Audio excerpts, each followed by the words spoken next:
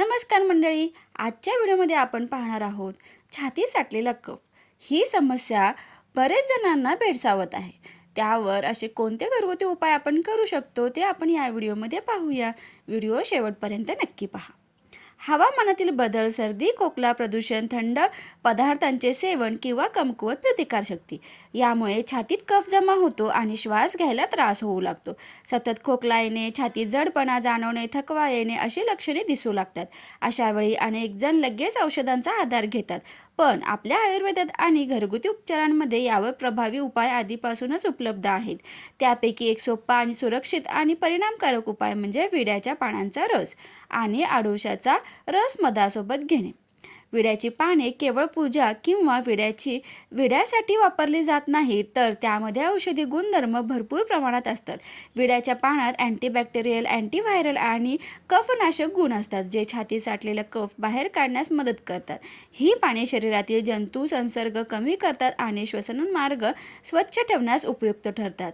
तसेच विड्याचा रस घेतल्याने छातीत होणारी जळजळ, खवखव आणि कोंडलेपणाही कमी होतो। अडुळसा ही अत्यंत प्रभावी औषधी वनस्पती आहे, जी प्राचीन काळापासून खोकला, दमा आणि कफ विकारांवर वापरली जाते। अडुळसाच्या पानांमध्ये नैसर्गिक कफ पातळ करणारे घटक असतात, जे साचलेला कफ सैल करून सहज बाहेर पडण्यास मदत करतात। यामुळे श्वसनमार्ग मोकळा होतो आणि श्वास घेणे सोपे जाते। अडुळसा शरीरातील सूज कमी करतो आणि फुफ्फुसांना बळकट करण्यासही मदत करतो। म्हणूनच अनेक आयुर्वेदिक सिरप आणि औषधांमध्ये अडुळसाचा वापर केला जातो। या दोन प्रभावी औषधी रसांमध्ये मध मिसळल्यास त्याचा परिणाम आणखीन वाढतो। मध हा नैसर्गिक अँटीसेप्टिक असून घसा शांत करतो आणि खोकला कमी करतो। तो शरीराला ऊर्जा देतो आणि रोगप्रतिकारशक्ती वाढवण्यास मदत करतो। मधामुळे रसाची चवही सुधारते, त्यामुळे हा उपाय घेणे सोपे आणि आनंददायी ठरते। विड्याचा रस, अडुळसाचा रस आणि मध यांचे मिश्रण छातीत साठलेल्या कफावर थेट परिणाम करून काही दिवसातच आराम देऊ शकते। हा घरगुती उपाय नियमितपणे केल्यास छाती स्वच्छ राहते, खोकला कमी होतो आणि वारंवार सर्दी होण्याची शक्यता देखील कमी होते।